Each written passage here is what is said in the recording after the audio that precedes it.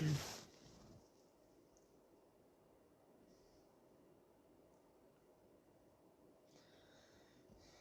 اللہ الرحمن الرحیم۔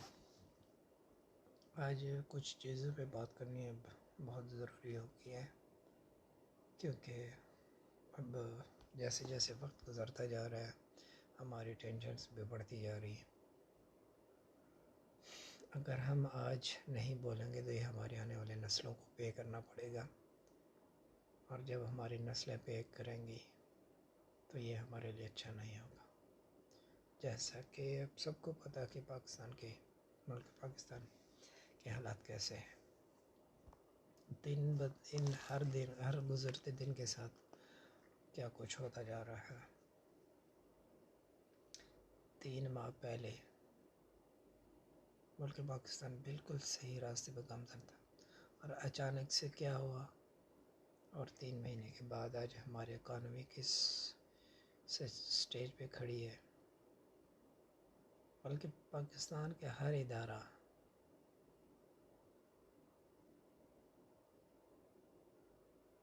یہ وہ چیزیں ہیں جو ہمیں سوچنے کی ضرورت ہے، جس کے اوپر غور و فکر کرنے کی ضرورت ہے۔ ملک پاکستان کا ہر ایک ادارہ اس ٹائم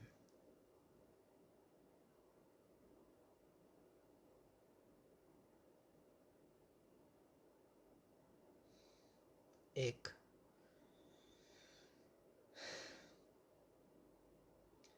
غدار کے نیچے کام کر رہے ہیں۔ ایک غدار۔ ملک پاکستان کا کوئی بھی ایسا ادارہ نہیں ہے جو آزادانہ اپنے فیصلے کر سکے۔ سبھی اداروں کو ایک غدار ہی کنٹرول کر رہے ہیں، اور ان غداروں کو ہم ہی نے سر پہ چڑھا کے بٹھایا ہوا ہے۔ اب ہمیں اپنی اصلیت کو دیکھنا چاہیے، اور ان غداروں کو ان کی اوقات دکھانی چاہیے۔ یہ ملک پاکستان بنانے کے لیے ہمارے بزرگوں نے، ہمارے بڑوں نے بڑی محنتیں کی ہیں، بڑی قربانیاں دی ہیں۔ اس لیے نہیں کہ یہ غدار جب ایسی کرسی پہ بیٹھ جائیں تو اپنے من مانی کرتے پھرے، نہیں، من مانی چاہے جو کوئی باہر سے کہے وہی کرتے پھرے، ایسا نہیں ہے۔ ملک پاکستان ہمارا، اور ہمیں اس کے لیے سوچنا ہے۔ دنیا میں وہی لوگ کامیاب ہوتے ہیں جو اپنے سے بڑھ کر اپنے ملک کے لیے کام کرتے ہیں اور ملک کے لیے سوچتے ہیں۔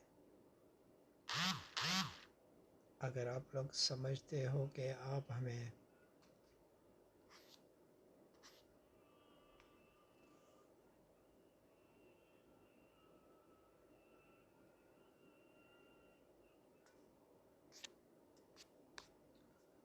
نماز کا وقت ہو گیا، تو میں کہہ یہ رہا تھا کہ اگر آپ لوگ یہ سمجھتے ہو کہ آپ ہمیں ڈرا دھمکا کے، یا آپ ہمیں فورس کر کے، ہمیں مجبور کر کے، ہماری آواز کو ختم کر کے اب بچ جاؤ گے، تو نہیں، اب کی بار نہیں، اب کی بار ہمیں مرنا منظور ہے۔ میں ہمیشہ ایک بات بولتا ہوں کہ کفن قبول ہے لیکن غلامی نہیں۔ اب کی بار ہم غلام نہیں بنیں گے۔ 70 سالوں سے ہمیں یہی لالی پاپ دیا جا رہا ہے کہ ہم آزاد ہیں، پر حقیقت میں ایسا نہیں ہے۔ 70 سالوں سے ہمیں یہ لالی پاپ دیا جا رہا ہے کہ ہماری آرمی نہ ہوتی تو ہم لوگ کا حال جو دنیا میں مسلمان ملک تباہ ہو چکے ویسا ہمارا بھی ہوتا، لیکن ایسا نہیں ہے۔ ہم ایٹمی ہتھیار ہونے کے باوجود بھی غلام ہیں۔ کیوں؟ کیونکہ ہمارے بڑے یا ہمارے وہ لوگ جو اس ملک کے فیصلے کرتے ہیں وہ ایک غلامانہ سوچ کے مالک ہیں، اور وہ خود غلام ہیں۔ اس لیے کہ وہ لوگ اپنی ذاتی مفادات کے لیے ملک پاکستان کی آزادی اور خود مختاری کو بیچ چکے ہیں۔ 70 سالوں سے یہی چلا رہا ہے، لیکن ابھی یہ نہیں ہونا چاہیے۔ عمران خان کس کے لیے لڑ رہا ہے اور کیوں لڑ رہا ہے؟ ایک چیز آپ سمجھ لیجئے، عمران خان آج اگر چپ کر کے بیٹھ جائے تو اس کو تو کوئی کچھ نہیں بگاڑ سکتا۔ یہ لوگ تو شکر منائیں گے کہ ان کے راستے کا کانٹا ہٹ گیا۔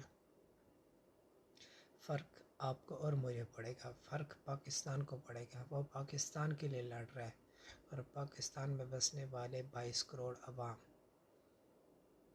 جو عام عوام ہیں، آپ اور ہم، ان کے لیے لڑ رہا ہے۔ اسے کسی بھی چیز کی غرض یا لالچ نہیں ہے۔ اللہ پاک نے اسے اتنا دیا تھا۔ آج یہ جو ابھی اٹھ کے عمران خان کے اوپر باتیں کرتے ہیں، اب 2 منٹ کے لیے سوچو، وہ انسان جسے 90s کے دور میں اللہ پاک نے اتنی شہرت سے نوازا، اتنی دولت سے نوازا، اس کے پاس کسی چیز کی کمی نہیں تھی، وہ پولیٹکس میں کیوں آیا؟ اس کا صرف ایک مقصد تھا کہ پاکستان کو ان غداروں سے اور ان غلاموں سے آزاد کروانا ہے۔ وہ ہمارے لیے لڑ رہا ہے، ہمارے بچوں کے لیے لڑ رہا ہے، ہمارے آنے والی نسلوں کے لیے لڑ رہا ہے۔ ہمیں اس کا ساتھ دینا ہے، ہمیں اس کے ساتھ چلنا ہے۔ یہ غدار سیاستدان، چاہے وہ پیپل پارٹی ہے، چاہے وہ نون لیگ ہے، چاہے دوسری کوئی بھی پارٹی ہے، خاص کر کے یہ مولانا ڈیزل، اس کو تو مولانا کہنا بھی یہ توہین ہے مولانا کی۔ اور عمران خان ٹھیک کرتا ہے، اسے ڈیزل کے نام سے پکارتا ہے، یہ ڈیزل ہی ہے۔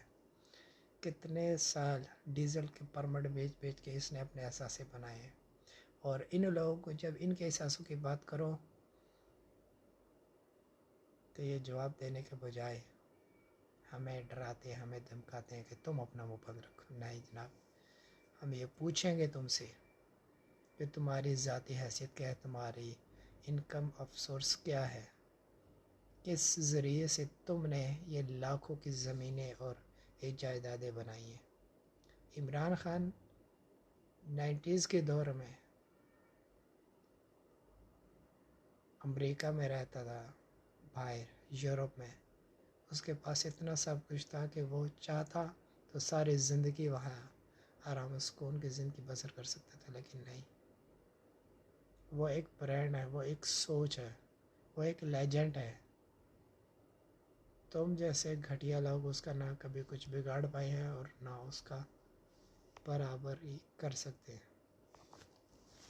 عمران خان اس لیے تم لوگ کو چپتے ہیں کہ وہ سچ بولتے ہیں۔ عمران خان اس لیے ہمارے دلوں میں بستا ہے کیونکہ وہ ایک نڈر، سچا اور ایماندار لیڈر ہے۔ عمران خان بار بار اپنی سوچ اور اپنی زبان کو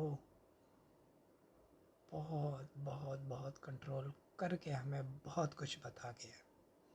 اب ایک جملہ ہمیشہ اکثر آپ نے ابھی سنا ہوگا، اکثر آپ نے ویڈیوز میں، سوشل میڈیا پہ دیکھا ہوگا کہ ایک لفظ ایک جملہ بولا جاتا ہے، کم چنگے کر گیا غدار ننگے کر گیا۔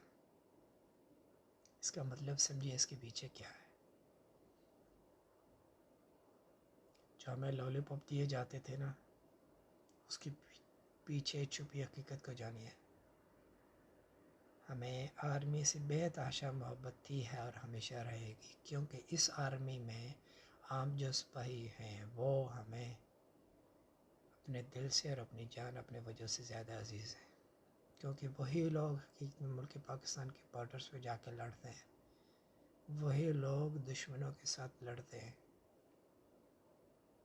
اور ان کے اوپر بیٹھے بند کمروں میں فیصلے کرنے والے یہ غدار جرنیل، ہمیں تکلیف ہے ان سے، ان غداروں سے۔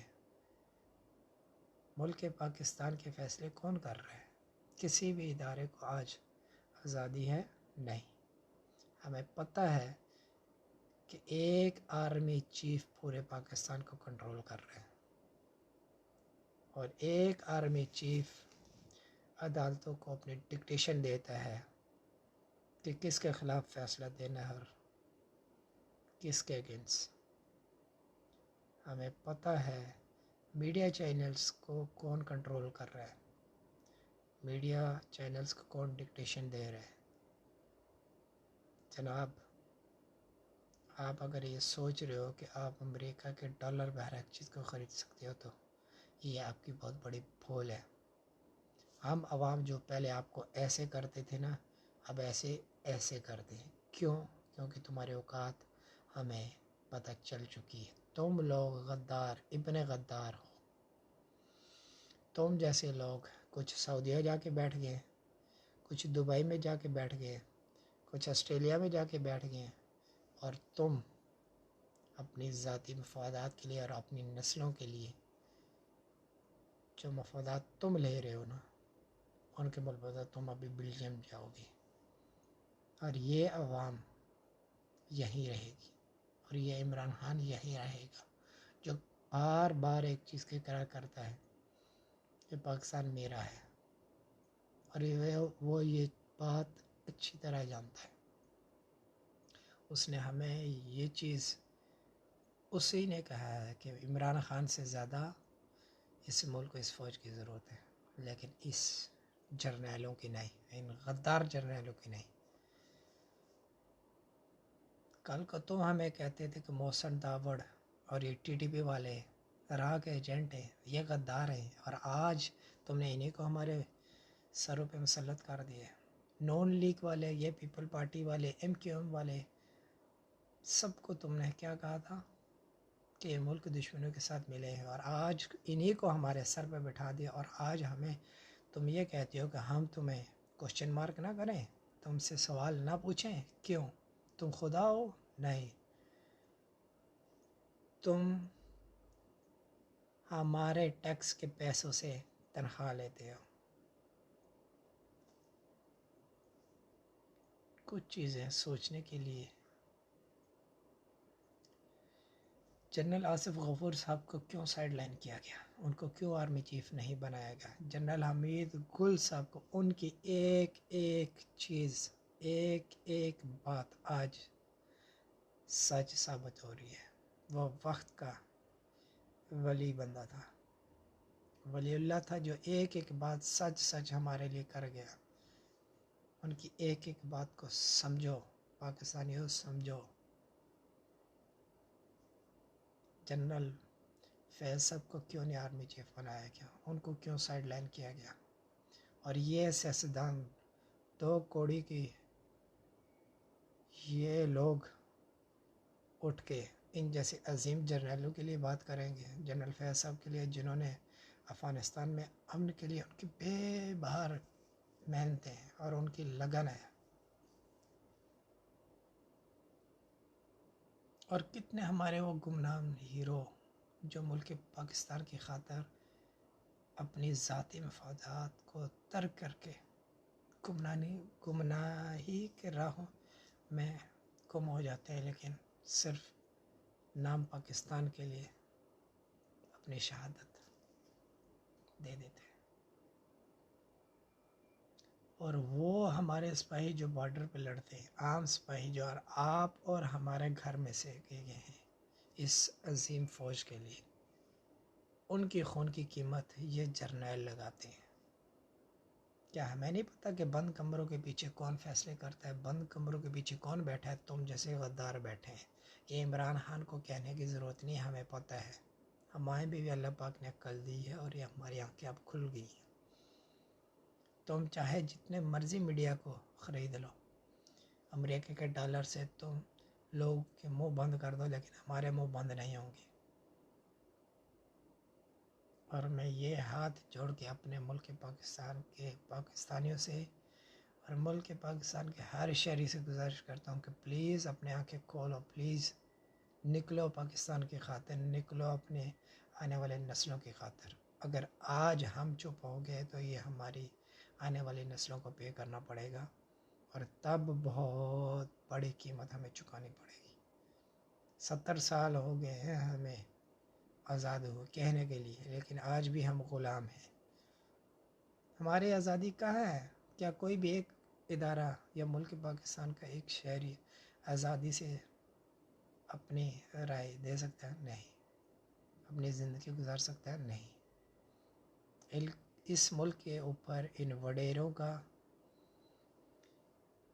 ان سیاستدانوں کا اور ان جیسے غداروں کا جب تک راج رہے گا، ہم عوام اپنی مرضی سے اپنی زندگی نہیں گزار سکتے۔ پاکستان زندہ باد، پاک فوج پائندہ باد۔